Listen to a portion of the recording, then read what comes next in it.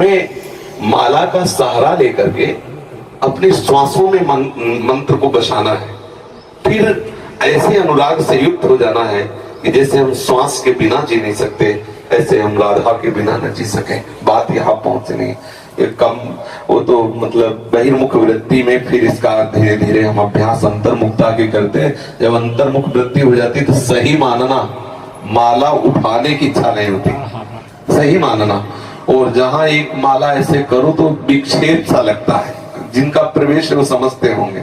जैसे आप बैठे हो, प्रतिपल मंत्र का ध्यान हो रहा, आप ध्यान पूर्वक डूब रहे हो, अब उसमें प्रत्येक गुरिया सकलाना, उसको सुमेरु आने पर गिनती किस लिए सकलाना, ये सब बाधा सी लगती।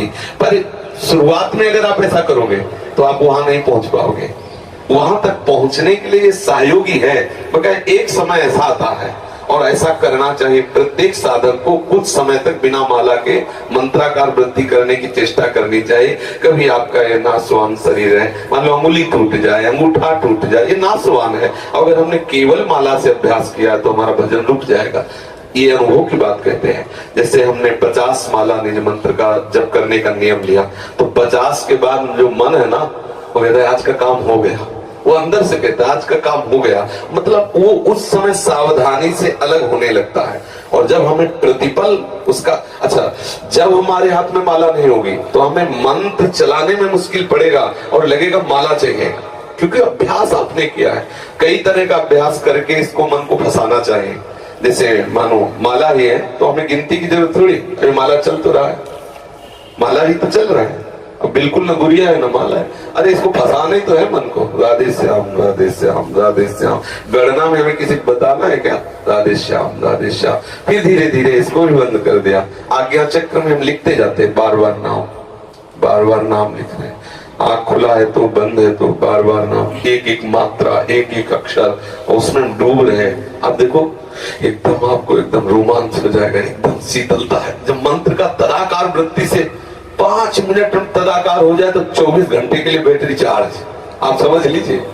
ये मतलब अनुभव की 5 मिनट अगर डूब गए मंत्राकार वृत्ति में, कुछ याद नहीं रहा बाहर, तो 24 घंटे के लिए ऐसा आनंद दे देगा कि मंत्र अपने आप चलने लगेगा।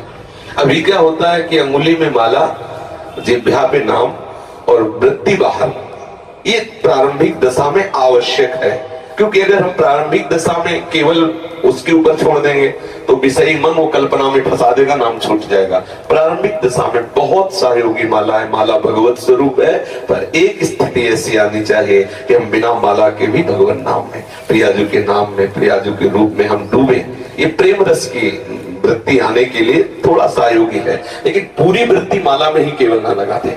ये तो देखा गया है, अंगूठा दर्द करने लगा, अंगूठे में चोट लग गई तो बहुत विक्षिप्त है, भजन नहीं हो रहा। हमें ऐसी कमजोर स्थिति नहीं रखनी।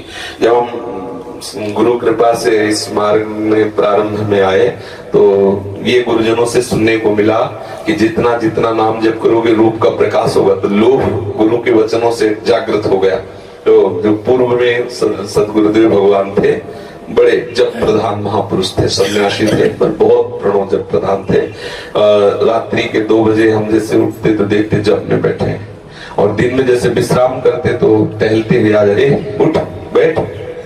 हमारा जी भी विश्राम कर रहे थे इसलिए लेट गए थे। नहीं, किसान को देखो, वो जंगलों में जैसे गंगा किनारे था ना, कहते किसान को देखो हल जोत रहा, एक अन्न प्राप्त करने के लिए वो विश्राम नहीं कर रहा और गया हल जोतने। तुम बाबा जी बनना चाहते हो, इस समय पढ़े, चलो बैठो।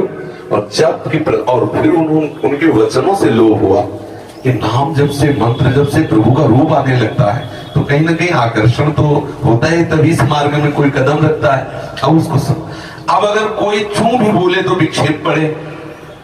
फिर सदगुरुदेव भगवान से कहा कि कहीं कुछ बज रहा है, कहीं कोई बोल रहा है, कहीं कोई आवाज आ रही है तो मन बहुत विक्षेप, तो उनका इस पर सुधार करना है। हमें कहीं विक्षिप्त नहीं होना, कहीं उस संगीत आदि बज रहा तो एकदम विक्षेप होता। फिर हम साउंड पे खड़े होकर भजन शुरू किया। जैसे हम ब्रह्मांड में कहीं गाना चल रहा तो वहीं खड़े हो गए, बार बार वृत्ति, मंत्राकार वृत्ति टूटने न पाए।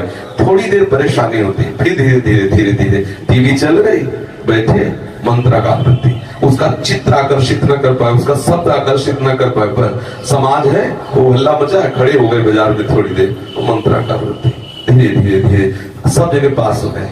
ये जैसे ट्रेनिंग दी जाती है ना, देखो जवान की, बिना युद्ध के वो सैकड़ों गोलियां बरसाता रहता, क्योंकि उसको अभ्यास चाहिए ना। तो हमको भी तो युद्ध करना है, न जाने कितनी प्रतिकूलता है कि कोई गाली बक रहा है, कोई समाज की भीड़ है, कोई मनोरंजन के गाने गाए जा रहे हैं, कहीं कोई कुछ तो हम हर लुभावने और भयावने दोनों स्थिति में नाम को ऐसा दृढ़ कर ले, किसी भी स्थिति में नाम ना।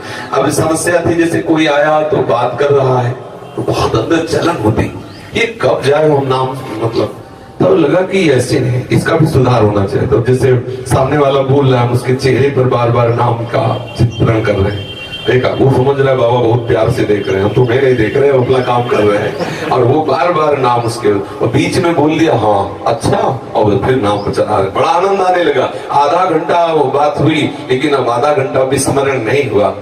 अगर बोलना है तो कोई सूक्ष्म बात भागवती बोल दो, चुप रहो, सामने वाले बोल ले दो, और अपने अपने बस अपने चलने चाहे। धीरे धीरे ऐसी स्थिति आने लगती है कि आप शयन कर रहे हो, उठे, मंत्र चल रहा है, बड़ा आनंद। ये जो तंद्रा में भजन होता है ना, बहुत सुखद होता है। नाम सो रहे, नाम जग रहे, इस स्थिति का जो भजन बड़ा आह्लाद, ये वही समझते हैं जो अच्छे साधक भजन में लगे।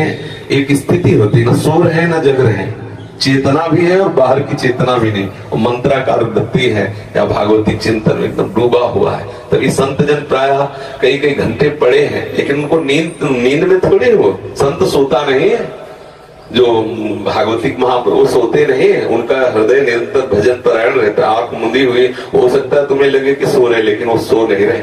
हाँ बिल्कुल पक्की बात, अभ्यास में कमी नहीं रखनी चाहिए।